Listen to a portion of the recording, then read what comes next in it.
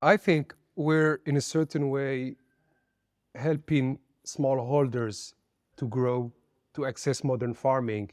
And I believe this is the revolution Africa needs. Being able to feed itself, being able to build pride about it, being able to provide its people with a rewarding activity is really something that drives our action.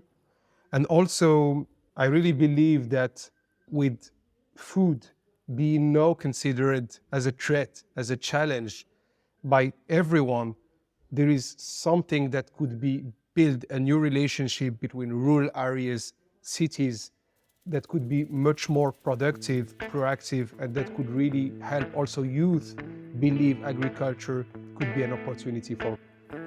Welcome to the African Optimist podcast. I am your host, Sanya Gura, and on this show I unearth the wealth of opportunities that exist across the continent and speak to the many inspiring people who are shaping its future. Now, in this episode, we could have focused on the tech side of agriculture with agripreneur Hamza Chaham, because it is digital technology that is really turning agriculture into an exciting, scientifically based business. And Hamza's company, SOWIT, SOWIT, is using AI-powered tools like sensors and probes, trackers and drones in their work with farmers, government and food producers to successfully help optimize yields. For Hamza, however, this is not where the hope for food security lies. Agritech involves powerful tools, but it is the farmer who ultimately needs to use them. And given that the majority of smallholder farmers grow their crops on a mere 12% of the world's farmland, yet feed 80% of people in Asia and sub-Saharan Africa, it is with these smallholder farmers where tech can have the biggest impact in the future. But how to get this tech into the hands of farmers who often are not digitally savvy and rely on traditional methods to grow their food? That is the focus of today's insightful conversation with Hamza, as he shares his journey to understanding that the farmer is at the center of the push for innovation and food security, not technology. Hamza, for those who don't know SOWIT and have never heard of it before, can you just give us an idea of what SOWIT does? SOWIT actually is a company that was created to help African farmers bridge the productivity gap, help them earn more sustainably, help them be proud of what they're doing through technology, which means helping them on a daily basis to take the right decisions, to face an increasingly tough environment, to ensure the security of their families and of their communities. And these technologies for us were AI, satellite imagery, remote sensing, drones, IoT, pretty much everything that is going on now on the tech made available to farmers. Most solutions that are offered are always on the ground, and they normally revolve around seeds, equipment, irrigation. It's everything on the ground, and it's always about provision of tangible things. Whereas with SOWIT, number one, you got a solution in the sky, and number two, it's not about those tangible things at all. Yes. You're right. When it comes to farming, farmers tend to hate things that are simply nice to have. So they like to see things, to see directly the result. So usually the business that work in farming are business that are quite straightforward, easy to understand, result driven. And we decided that we would go the other way simply because this was the bottleneck. Farmers were getting seeds, tractors, inputs, sometimes insurance, and sometimes even credit, but still they were not performing as they should be or enough. And when you compare the performance of North African farmers to South European farmers that sometimes simply play in similar conditions, they are very different. And they are different because the access to information, to expertise, to data is not really similar, is not really, I would say, available the same way, simply because we don't live in the same conditions. We don't have these cooperatives, we don't have these universities, we don't have these consultants, we don't have all this information ecosystem. So we believe that there was this information bottleneck, that maybe for the first time we needed to see agriculture as an activity that needed to get more data-driven and less, I would say, down to earth. And the only way to do it and to do it on a large scale and create the right impact is really to build based on technology. It was simply for us the easiest way to create the largest impact possible. You actually were working for a drone company for quite a while, and it seems that one of the companies folded because there was not enough interest from farmers in this data-driven model. And you were, at the time, 2014, in the drones business, but I think drones were, if they were disseminated, it was always to big institutions or big farmers. Nobody was focusing on small farmers. So what happened in the last 10 years? I think there are many trends, there are many shaping trends that happened along the way. But the most important is that when you build something, you build it for the others, you build it for their needs, you do not build it for yourself. What's happening with a lot of tech companies is that people believe in technology more than they believe in their customers or in what their customers need. So they end up simply building things that please them in a certain way. And with a lot of fundraising, things exist, but these things should not exist. In a real economy where people need to live with what they earn on a daily basis, this shouldn't exist. Of course, there are always some very crazy bets people take and that create history and adventure and make history to a certain way. But this shouldn't be the norm or the standard. And I believe that what we learned, what I personally learned with this experience is that we didn't listen to what the people really want. We wanted to see this change so strongly in the market that we simply forgot that along the way there were people that needed to pay at the end of the day. And I think that the changes that happened over the way are multiple. First, in Morocco or in North Africa, first it's natural constraint, natural resources. Climate change is hitting so hard. People that were making fun of all of those that were talking about climate change are really finding it very hard now. We have farmers every day closing farms, not willing to dig any meter anymore. Energy cost is so high, markets are hesitant, and input cost is increasing, so margins are not there. So first, when people stop earning money, they start finding solutions. And I believe that this is one of the main trends that made Morocco one of the countries where adoption of such technology is probably one of the higher in the continent. The second is probably related to the fact that we're observing a new generation of farmers. In Africa, farmers 55, 60 years old, people that have a certain mindset, work based on experience, do not really believe what they listen to, but only what they see as a result. But the fact is that what we see when we sit with our customers is that there are a lot of change there, generational change. People are on WhatsApp, willing to see what's happening without driving 500 kilometers, willing to control things remotely, willing also at the end of the day to experience a different way of farming, which would less rely maybe on experience, maybe on field expertise, but more probably on science, agronomy, data, maybe because they don't have the experience their parents also have, or maybe because they're facing situations that their parent never faced. When we're seeing currently the rainfall, there is no farmer in Morocco that lived the situation we're living today. So why his or her experience would really help taking the right decision? And last time we heard the farmer, he was saying, since I was born, I've never seen such a season. And this is a 65 years old farmer. Okay, good, experience is very precious, but taking decision on irrigating when you've never seen an olive tree lacking water for 3 months, probably science would help better than experience. And when I'm saying science is, of course, the result of experience, the result of agronomy, decision rules, data, the result of listening to the trees, of listening to the crops, and of taking right decisions. So this generational change is really bringing a new way of doing agriculture. Probably low margins and generation change are creating something that is very strong because the youth, they want to earn more.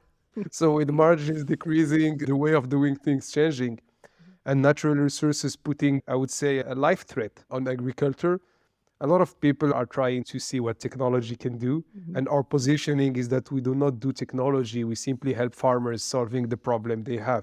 So any technology is beneficial there. Tell me, what is the problem that farmers face on a day-to-day basis that you were starting to look at drones possibly solving? What we're doing is mainly providing information, actionable information that help farmers take decisions on a daily basis, but we're doing more. Information helps getting credit, helps getting insurance, helps understanding the fertilizer need. So information is more or like the engine of working with the farmers, and then it creates multiple service and added value. But farmers ask on a daily basis quantity of water they need to irrigate, need of fertilizer, when they should harvest, what quality they would get, how many workers do they need to perform the harvest. They ask daily questions that would drive profitability or not. If a farmer do not irrigate the right quantity to get the right fruit size, at the end of the day, it's not an export size. So then all the expenses that were done over the way are not really rewarded by the right revenue stream. It means that simply the result of the outcome of the work of farmers, which is finally the yields and the quality, heavily depend on all the decisions that they take over the season. And all these decisions that they take over the season are decisions that could be optimized simply by right measurements, real crop water need, fertilizer need, nutrient at soil level, weather.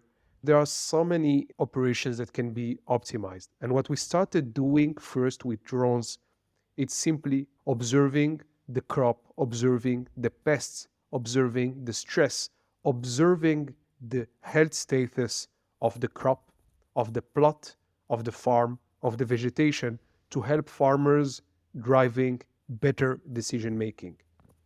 How did you make that transition from being a drone tech man to farming? I know you knew a lot about drones, but you grew up in an urban environment. How much did you know about farming, and how did you go about learning about farming? Yes, it's a very good question. I think starting with drones simply in a certain way helped me understand that technology has a lot of limits, that finally driving change is driving more human and psychological and behavioral change than driving any technological change, and that I really needed to transition in a status in which I wouldn't be condemned or working with one technology, but I would be free to use anything I want simply to help this behavior evolve, which in a certain way made me see technology on a broader spectrum and farmers at the center.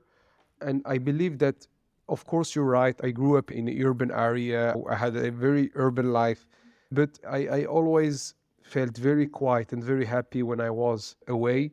And I would say I was always looking for a way to escape from cities. And I was always escaping, but getting back because I still live how exciting and dynamic also urban environment could be. So this transition is first a transition of positioning technology at the right place and farmer at the center. Secondly, a transition of finding where I could find my pleasure and my accomplishment in terms of exposing to rural environment more than urban environment. And also, I would say simply the fact that I spend so much time with farmers made me in a certain way probably be the person that talked with so many farmers, and everyone has a way of seeing things, a way of understanding nature, a way of driving a certain strategy. But when you talk to 10,000 of them and you try really to understand them, it also builds a certain, I would say, psychology. At which point did you realize, because you were working for a French company from my understanding, I don't know if you were based in France or based in Morocco, but at which point did you realize I actually don't want to focus on using drones for institutions and for big farmers, but I actually want to work with the smaller farmers? It's something I had since the beginning. I was happy signing large customers, but I didn't feel satisfied. I didn't feel personal accomplishment in doing this. I was just doing my job. So I always had this voice in my head saying, look, this is not going to work. Because at the certain point, it's good to help the front runners do even better. but this is not how Africa will emerge. And I always had this feeling of doing something that was not complete, but that was still necessary because these people, they had the good practice. So I needed first to understand how these strong people, these large farms, reach these certain levels in very tough environments, because I always believe that they have the good practice in terms of agronomy, in terms of doing things, because they still perform better than others. But I always had in mind that the only sense or meaning this could have is making this more available to others. And this is where technology comes. Technology is also building around the best practice widely available with very little limitation. And I think that this wasn't something I realized. This was something I was always driving, heading to, but I didn't have the means, the tools to get to it, I would say, with the right ambition. Take me through an experience of a farmer you perhaps have worked with for me to understand. I think I want to use your services. You come in, what do you put on my property, and what does that allow me to do? What does it do for my yield? And what does it help me do further down the line, as me being in the value chain? Talk me through that process in a way. Maybe that will help me understand. Yeah, so let's say you're a wheat farmer, and so we come visit your farm. So we come with a lot of sensors. We will directly on the field, measure the soil fertility. If there are crops there, we'll measure also crops. We'll see the biomass, how much you're performing. We'll see also the area. We'll have an idea about the soil humidity. So we'll take a lot of data straight without even you feeling we're taking it. And by the time we discuss, we already identified so many levers that can make you earn more sustainably. So we'll tell you, but why aren't you using this fertilizer? Because it seems that you don't have enough nitrogen on your soil, but you're still using this one. But why did you did the seeding with 200 kilograms of grains a hectare? You should have done 100 here because soil is very good, and 300 here because soil is bad.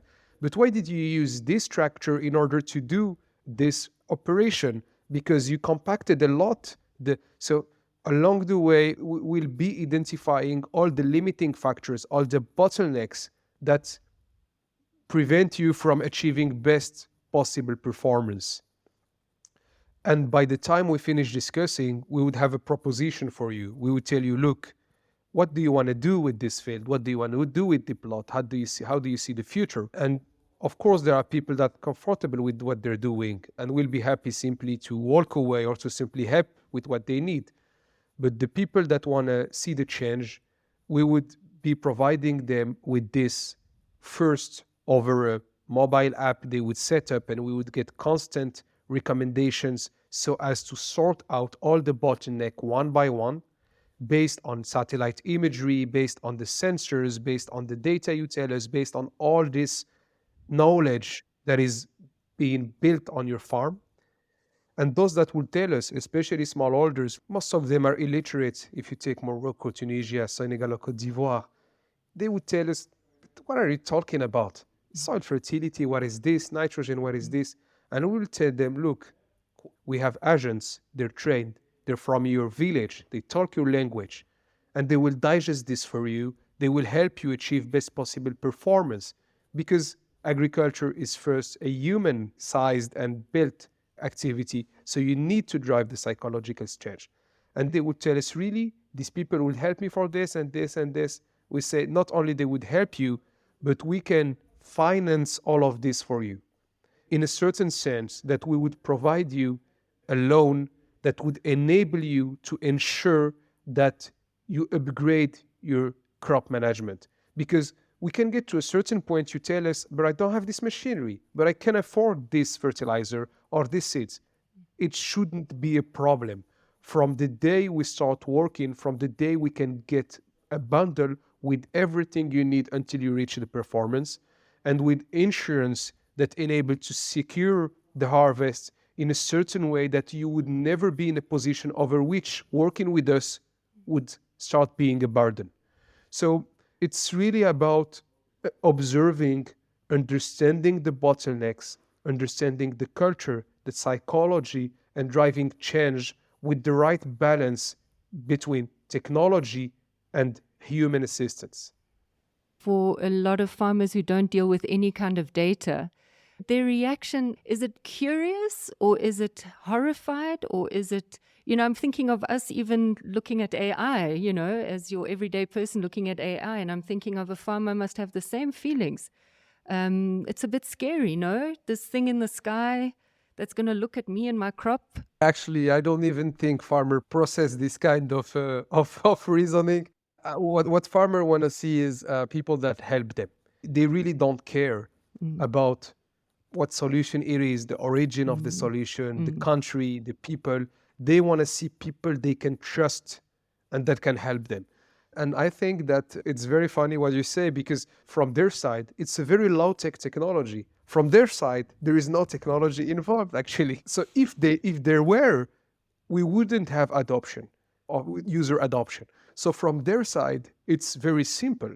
From their side, it's okay, you need to do this, you need to drive this way, you need to put this quantity, you need to get to this agri-dealer to get this product. It does not change anything from their perspective. But from our perspective, it's very high tech to be able to drive so much decision making with so much complexity and variability, and also so much psychology at the end of the day. So you're right, but in a certain way, what farmer like is trust, community, values, principles. That's where they look for. The rest is the yield is going to decide about it. I'm just interested in what you're saying, that, they don't really have to deal with technology. I mean, that has been one of the biggest criticisms for people looking for solutions for smallholder farmers across the whole of Africa. Don't even bother going the tech route. Farmers are not ready. The data costs are too high. The access, smartphones might not be where they need to be in the hands of farmers. So, how do you deliver this information to farmers then? Surely there must be some kind of interaction with technology. Yeah. You're right. I think first we are simply aware about the fact that behind any farmer, there would be someone driving change.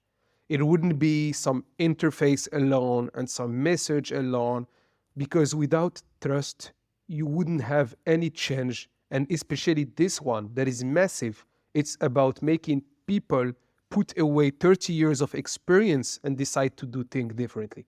So first, a lot of tech companies, all this scalability software, all these things, they end up loving what they're doing, and they end up simply falling in love with their product, which is one of the bias you will have in the continents everywhere. But in the continent, you couldn't live this way, simply because people do not buy that many nice to have things. People only live with the essentials. So all the things that live because of marketing, ads, probably it would be hard to last. The second aspect of it is that when I'm saying low tech, by low tech, I mean sometimes messages, simply messages, but sometimes calls, voice notes, WhatsApp. I would really say for me, low tech is tech that do not require any effort from the farmer. For example, WhatsApp is really predominantly used in rural areas, and in Morocco, 79% of Moroccans use WhatsApp. So it creates a space for communication, sharing media, knowledge, information. But if you want farmer to involve, you would need with this to have physical events, to work with them, to train them, to show them. So it would not be enough. And I agree with the criticism that farmers are not necessarily tech savvy. I mean, of course, because they have so many things to deal with. Cash is short, credit is very hard, land collateral is complex, input cost is high. How do you want them to connect to these things that evolve on a daily basis? And especially the fact that connectivity is still low. And in the case of Morocco, literacy is very low also. Too much expectation from people that are lagging behind and that have been lagging behind for decades with a train that is going faster and faster. So the job is not on the farmer side. The job is on the tech company, and probably this tech company needs to be community driven and farmer driven if it wants to have a chance to build trust with these people. You're seeing you have taken the time to really get to know farmers and earn their trust. How has that affected what you've designed in terms of how information gets delivered? Do they have to buy things from you, or what is your business model? So what we understood in the beginning, spending time with farmers, is that you need to focus on really the strongest bottleneck, and that you need to sort it first before you try sorting out others. So in the case of smallholder farmers, this bottleneck was funding. It's one thing to tell people, look, use these certified seeds and these quality inputs, but they just don't have money to pay children's school. And you want them to pay more for the input. So spending time with farmers helped us understanding that there are two bottlenecks that are really, I would say, gateway to any change. The first is being able to enable to fund a better crop management based on better inputs, seeds, machinery, and so on.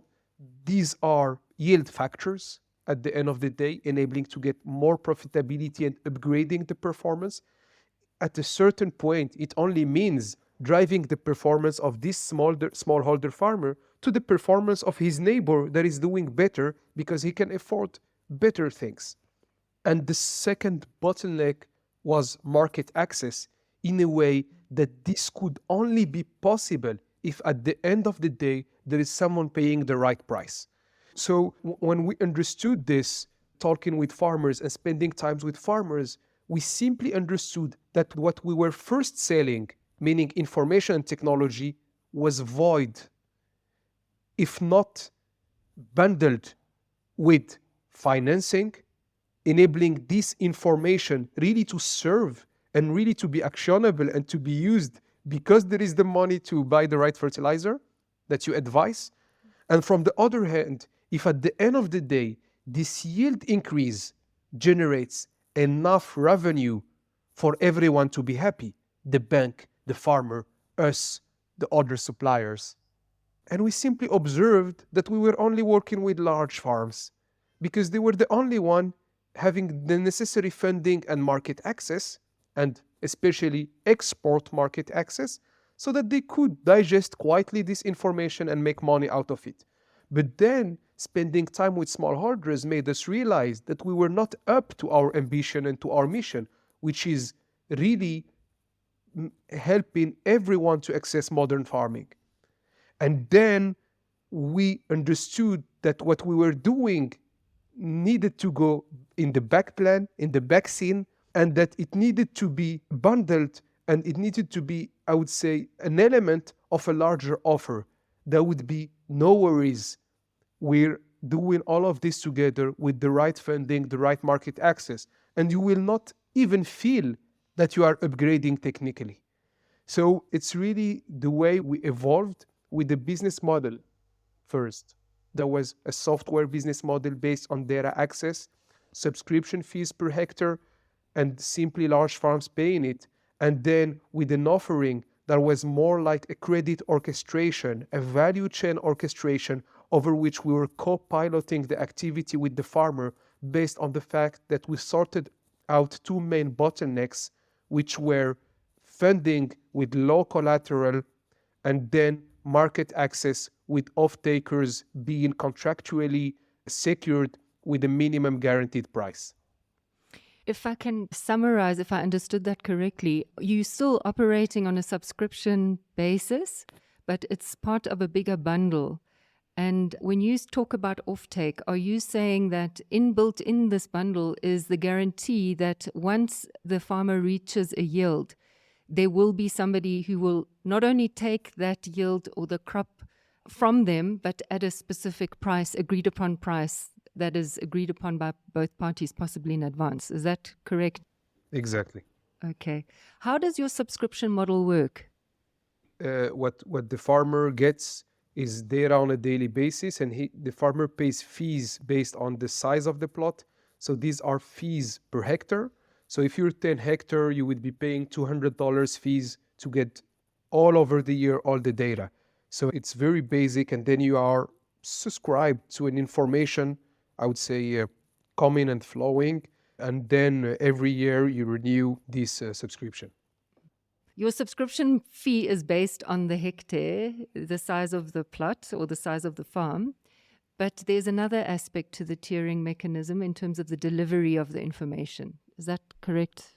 So yes, you have the data, and then the delivery depends on multiple aspects, but mainly, is it automated or is it human-based? Because the automated, it means we're simply sending you data on a daily basis and you live your life the way you want to do it.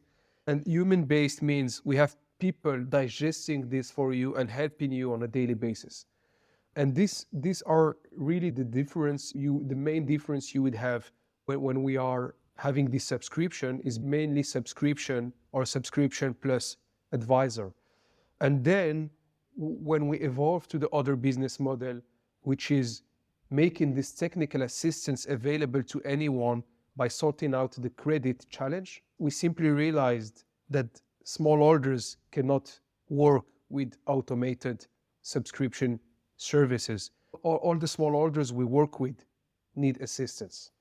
This legacy business model of software, full automation exists even internationally, but only for large agro-industrial producers. But tell me, who is funding this whole bundle and who is funding that whole ecosystem that you've built, and how sustainable is it? We have actually partnerships with the World Bank and the International Finance Corporation that put a guarantee on our farmers, in the sense that any farmer that work with SOWIT is guaranteed by the IFC, which means that we can get a loan for these farmers from any financial institution. And if the farmer is defaulting, IFC covers a percentage of the loss for the financial institutions, which means that it de-risk or mitigate the risks financial institutions perceive in farming, because they're like, if I give 100 on SOWIT portfolio, at the end of the day, I'm sure there is 50 that if everyone is not able to pay back, I will get 50. So it means that this portfolio is at the end of the day highly secure, because the chance that everyone default is zero. All this principle, all this business relies on the fact that agricultural financing, agri-finance, is now a good opportunity for financial institutions. Yeah, that was my question, because is this going to be the initial funding? But in the long run, the hope is that the banking system takes over, the Moroccan banking system or Senegalese, because they can see that farmers, smallholder farmers, are no longer such a big risk as they were, because there is this data involved and there's this information involved. Is that the long-term thinking in terms of sustainable farming? Yeah, definitely. I think it's a way to give them appetite. I also think that they have customer portfolios that are steady. Growth is not obvious now. Inflation, macroeconomic condition make them a bit stagnate. So for them, it's a good growth lever. But if we want to make it interesting for the farmers, it needs to be a very competitive product. From an interest rate and from a collateral, farmers do not have to bet on their land if they want to finance a season.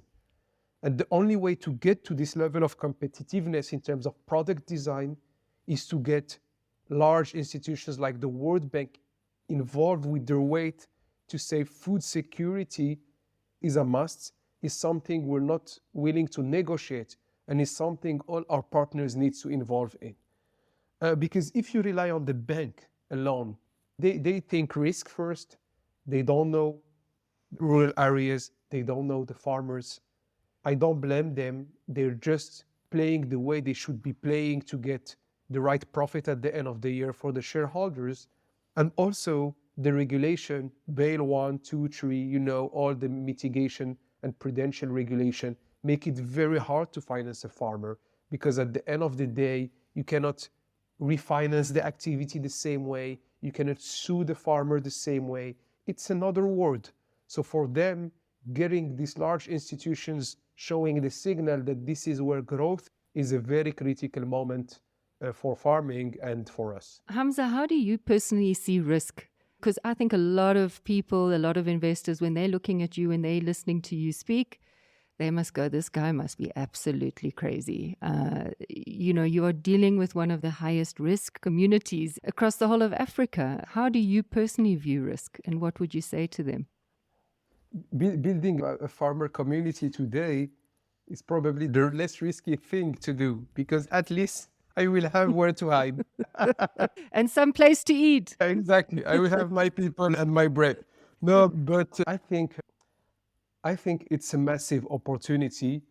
Yes, you're right. There is a very strong risk behind farming simply because of weather change and simply because of the fact that these activities are still in the informal economy.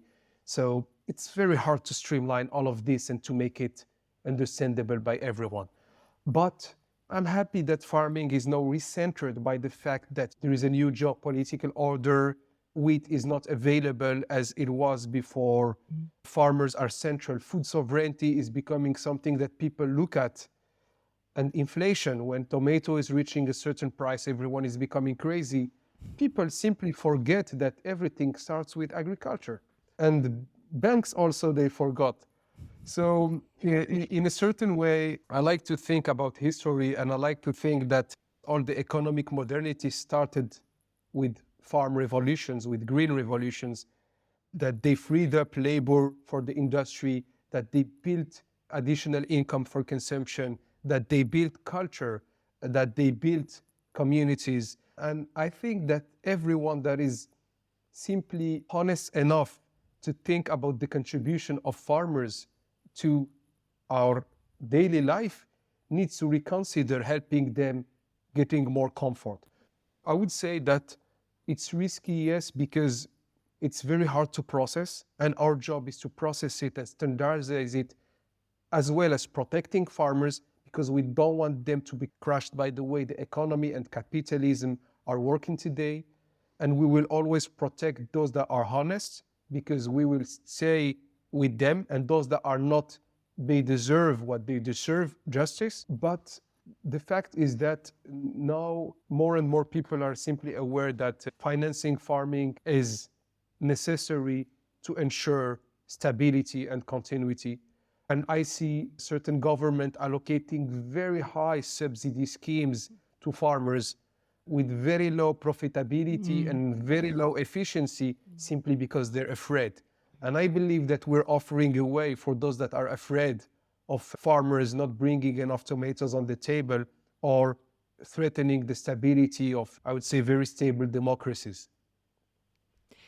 One thing that struck me when I read about you saying that farmers are actually very lonely in their work. They bear the brunt of it. They're at the beginning of the value chain.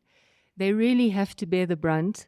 And then you've got the people who take the crops and they just sit there and drum their fingers and say like, well, show us what you got, baby, and let's see if we'll take it. And you were saying something about that cost being necessary to be borne by everybody along the value chain. How is that going to work? Or how do you foresee that working in the future? And does SOWIT have a role to influence that? And are you influencing it? Yeah, I really think what you touch upon is how value is shared within the value chain, and where justice is regarding the fact that there is someone working a year long and someone working a day in a certain sense. I really believe that farmers, they're alone, and maybe this is where they're fragile or weak, is that they don't expose enough to the external world, and they don't necessarily play by the rule or by the game of the market, in the sense that, you know, they're in their world, they do their protection, they don't want to bother themselves with negotiating, they just want to sell and come back to the farm. It's something that shouldn't make them earn less than others. It's something that is related to the fact they don't have the same background, they're not exposed to cities where everything is negotiated. They live in a different world in a certain sense. And I think our job is to bring lever in this, to bring balance for them. Why? Because first, if they group, if they are a community, if we have enough production, we have a weight on the market. So first is simply the bargain and the lever related to being a community with principles, values, and people go in the same way. And I believe that this is very important for farmers because when you see those who succeeded, these are very well-led cooperatives with strong management principles, people not being there for money, but being there to achieve something that is higher and stronger for the people. So first is really about making them work together because it's not obvious. It's not obvious. These are tribes, families, groups of people, not obvious. Sometimes even brothers do not want to work together, but we need to make them aware about the benefit of working together and about the benefit of grouping around technical assistance and around a better result is really something that we would together benefit from. And I think they understand it very well for the reason you touched upon, which is they have off-takers or buyers come in and say, oh, look at this wheat. Oh, it's bad quality what you're telling me. I don't buy these things. And they throw it on the farmer. And this is where we come in. This is what we're playing on. We're playing on giving back power to farmers, pride, the fact that together they're stronger. And we're able to do it because we're natural. We're an information company. We're simply doing measurements and playing around decision rules that are reference decision rules developed by leading agronomists or by research institutes that help everyone thrive. So to answer finally your question, I would say that sharing value across the value chain means having lever. No one will share just to share. And having lever means enabling farmers to have a certain way based on the community they built and how intense and strong is this community. And our job is to enable this community to be built. Why? Because we talk the farmer's language and we talk the off-taker language. So we will protect our farmers against anyone that would try to play by the legal rule or the business rule or the time rule. So we would play this role of being, in a certain sense, the agent of fairness or of justice in this tough game, which is not easy at all, but in a certain way required when the country does not have enough wheat to feed its people. I mean, I wanted to ask you, give us an example of where it's worked or a place where you've come in and people have not really necessarily been working together, but SOWIT has come in and possibly already started to see a difference in the community. Give us an idea of what's possible here. So there is a region in Morocco called the Gharb region. It's, I would say, the cereal producing region. We've been starting to work with communities then. They're offering the full service, which means the credit and the crop management and the insurance and the offtake and everything. I mean, orchestrating this value chain to work more efficiently. And clearly what we observed is day one, of course, people challenge everything. But first what they challenge your values. Because at the end of the day, they say, what will happen if no one produces? If we got a full drought season, what will happen if we don't see you anymore, your agents and your technical agents? It's everywhere, every time a lot of challenge. But what you understand is what they're challenging behind this is, are you part of us or are you there? I think what's very important first is to work with people that are from the community. So our agents, the people that spread the information, help on a daily basis, are from the communities. So we bring this global knowledge, but we disseminate down with the people that digest it for their people at the end of the day.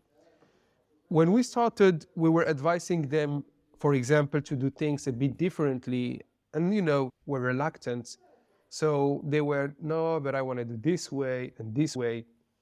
And actually one of the elder that gathered everyone and said to everyone, he had already worked with us as part of the other service, and said to everyone, look, so it is our last chance because we've been working for 40, 30 years. And he said, is there anyone here in this gathering that sold the tons of cereals more than $200?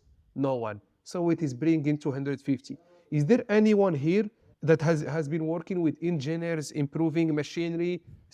And to be honest with you, it's not us. Of course, we bring all of this, but without these people leading the change and different levels of digestion from one to the other and bringing all of this to the community, it will be void. Because these people, at the end of the day, I wouldn't say they don't care about producing more, but they care more about building in a certain way with certain values than producing more. So they accept to lose if they lose with their values, you know. And one of them already even told us, I'm really happy with what you are doing. And actually, even if I don't know the yield of this year, I will renew with you next year. And it was weird to me. I'm like more driven by result. And then all of them, because it was during like a gathering, all of them said, yes, we will all renew. You can consider that we're part of it. And then to answer the question about the journey is that when you get to a region, when you get to a community, what you build is not simply based on changing practices and getting more bottom line and more money in the pocket. Is about driving the community to a new way of doing things, to a new life, to a new mode.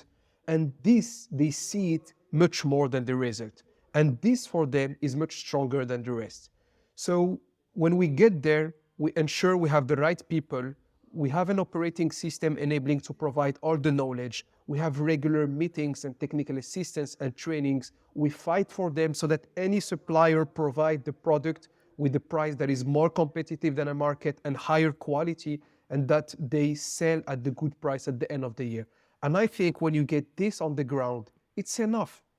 Just let them talk and let the market decide if it is competitive enough and interesting enough for more and more people to join. You were founded, I think, in 2018. So I don't know how long these cycles take. I'm not a farmer and I'm very urban in Johannesburg. What have you seen with your own eyes in terms of the difference you've been able to make on the ground? There are so many. When you think water, the farms we work in consume 20 to 35% water less than the others because we have measurements. We know the weather, we know the crop status, we know the humidity of the soil. How can you decide how much water your crop needs without knowing any of this? So I wouldn't say it's easy because psychological change is tough, but the technical change is easy. Room for improvement is huge. People, they just open the pump not the right time so that the kilowatt is very expensive. They just keep the pool full so that evaporation is high. There are so many things to optimize along the way, too many things actually to optimize. When you see the quality, the calibers, the fruit size depends on scientific factors. The diameter of fruit, the diameter of the trunk, when do you irrigate, when you don't, the nutrients, these are decision rules, research centers modeled, made rational and understandable decades ago. But we still don't have the way to use them because it's based on measurements that are not available or too expensive, lab-based. When you see also, for example, the nutrient, the fertilization, there are so many farmers that fertilize just based on experience. My plot needs 90 kilograms of nitrogen and 60 kilograms of bore, for example. But you do the analysis and you're like, but it does not need nitrogen. Yes, you have the symptom. Yes, your experience is right. When I see the leaf, you have the symptom. But the fact is that you don't have enough of this other element, molybdenum. And without molybdenum, nitrogen is void because it couldn't be digested by the tree. So people think farming is something that is easy. You have an Excel spreadsheet with operations and rules and you apply. Farming is as complex as a human body. If you don't take a blood test, you will never know if you lack iron or I don't know if you lack vitamin D. So, of course, doctors are good to guess because they know the symptoms. But there are so many different things that could happen. And a lot of doctors prefers analyzing a blood test than simply saying, yeah, this is what you need. Because there are so many things that could be going on there. So I really think that on the change that we drive, we really simply make things more optimal based on real measurements. And we were ourselves surprised by the fact that simple decision making could drive massive change. And I'm just thinking as I'm listening to you, we focus so much on the yield in terms of plants, but there's that old saying, how does it go? Knowledge is power. What have you seen when you've interacted with farmers once they are getting this knowledge? What does it do to them? Yeah, you're right. I think there are some farmers that I admire, farmers that irrigate apple trees less than olive trees, that are very, very efficient in what they are doing because they have knowledge. In a certain sense, that because they acquired the right way, the right measurement tools, the right understanding of the crop, because they speak to their crops. When you get to this point, you start to be an agent of change because everyone knows you're knowledgeable. And you start being the one in this region that everyone comes to. And it's very positive. If we had a lot of these pioneers, of these people, we would be doing much better. The thing is that decision making in farming is complex because it's not as straightforward as we think. One farmer taking a decision, you have suppliers, they want to sell more fertilizer. You have also the fact that you have a lot of consultants that are there and trying to push this solution and not this solution. It's very hard for a farmer to know how to trust. And the thing is that those who have knowledge today and that use this knowledge for the benefit of the people, there are not that many. In the sense that they would be using the knowledge to defend an irrigation solution. Look, you need to use this drip irrigation, or they will use this knowledge maybe to defend a fertilizer rather than another. And that's what we are lacking in a certain sense. The economy got really, everything is about, I don't know the word in English, but in French it's marchandisation. It's merchandising. Everything got merchandised. And that's why we need communities. That's why we need communities to be built around values and people to hold strongly their responsibilities and to be accountable for everything they're saying and they're doing. Because money has, in a certain way, perverted a lot of the good decision making and a lot of the processes. Let us look at the fact that you're not just busy in Morocco. You are actually working across numerous countries. So where exactly does SOWIT work across Africa? Yes. So we have two services, as we discussed before, the subscription-based service and then the credit orchestration, which is the value chain orchestration, the full bundle. For the subscription-based, we have users and customers in maybe more than 100 countries. When I connect to the Google Analytics and I see the user of the app, I think it's 120 or 125. Sometimes we discover new places. These are people that can connect. They just draw the boundaries of their fields and they start getting data with satellite. But strong customer database is in Ivory Coast, Tunisia, Morocco, Senegal. This is where we have, I would say, thousands of real customers, not only curious people that discovered the app on the Play Store and started using it. But for the credit orchestration so far, it's only Morocco, and we're only starting in Côte d'Ivoire because understanding community requires years. I would rather prefer focusing for this service on a specific geography rather than trying to scale it up. Yeah, that was my next question. It doesn't sound like it's easy to scale up, number one. And number two, have you got any thoughts of coming to Southern Africa where, of course, the similar need, no water, fertilization is a huge problem? Yeah. You're right. The credit orchestration is not easily scalable. I would even say it's not that scalable. You need to choose your battle in a certain way for this. Probably you can work with some partners. For example, we can provide our tech stack and our knowledge to a cooperative that would start being more efficient. Definitely, there could be some partnership over which the person that knows the culture gets equipped with the right tooling. But you're right, it's a lot about understanding the communities, and this takes time to understand how people think, what they believe, what they want to see. I mean, it's really culture. On the other side, for the subscription-based business, which is more like a software SaaS business, For this one, yes, South Africa is definitely on our roadmap. We believe there are farmers that experience similar issues in terms of water shortage, in terms of quality, in terms of forecasting. We believe we can help them, but probably with the right partners locally again. I wouldn't dare understand how it works simply because I understood how it works in a certain way here.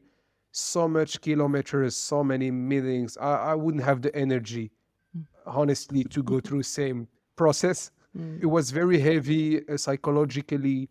Each time you go on the field, you come back and so many things you need to process and digest. And this gap between rural people living in difficult conditions and cities enjoying a European style living is something that psychologically is hard to afford to a certain point. So there are not that many markets that are interesting for us. We're Africa for Africa, so we're not focusing on other markets. We believe there are so many room for improvement here. We believe Africans now have the ability to contribute to the change they want to see here. So yeah, we're very focused on specific markets. And if we were to grow, we would grow with people that know the culture of the area they would work in. Tell me something. No journey is without its really low moments. Was there ever a moment where you just thought, you know what, this is actually too big a job? I actually can't think of continuing this. Have you had those kinds of moments? Yeah, I have these moments, but the thing is, the thing that is weird is that every time I have this moment, the energy I get 1 minute after is massive.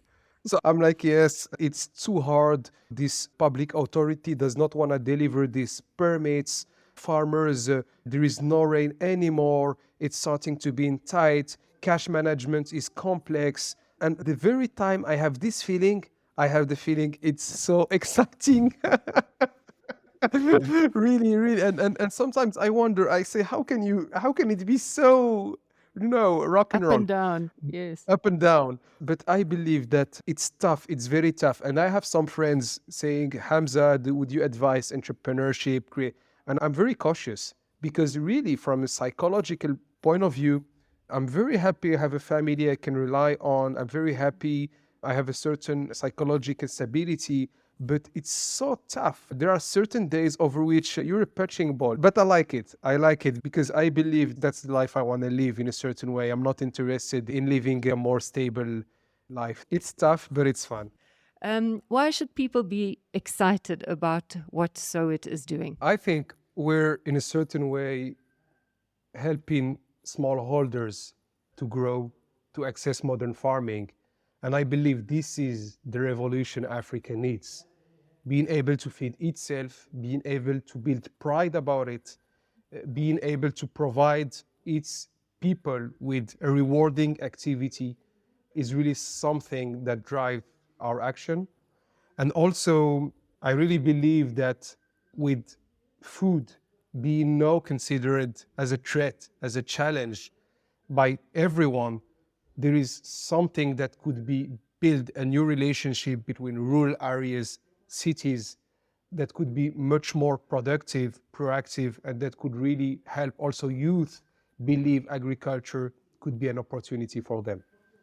I'm sure you've heard a lot of people say, I know in South Africa, I've done a couple of interviews where people say nobody wants to be a farmer anymore.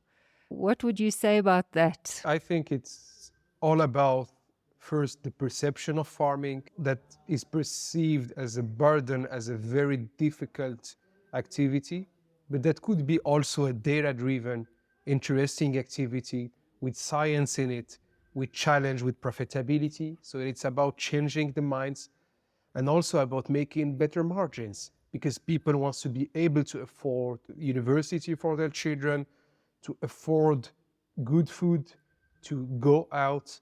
And this means that farming needs to be an activity not only for survival, but to be able to thrive.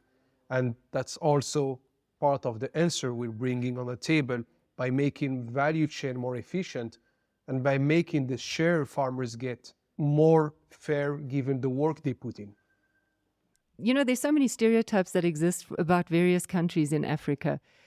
If you were to think of something where you've traveled in various countries, where you came across people that had no idea about Morocco, is there anything that you want to set straight, a prejudice that people might have that you have come across? Yeah. Actually, for Morocco, it's on the other way. So sometimes where I'm in West Africa, they're like, you Moroccans are in Europe. It's not in Africa. But the thing is that we share exactly the same issues. We have the same productivity levels for certain crops. So we're pretty much similar, actually, except that indeed Morocco, with a certain stability and with also probably a certain integration to the globalization, enabled its people to seize more opportunity. But it's funny because I'm like, no, actually, you don't understand our issues because you're more in an advanced countries. But when you see literacy levels, when you see productivity, rural areas in Africa are quite similar wherever you are. For episode show notes and exclusive content, visit africanoptimist.co.za, where you can also sign up for our newsletter. Subscribe to us on your favorite podcast platforms or listen via our website. Thank you for spending time with us.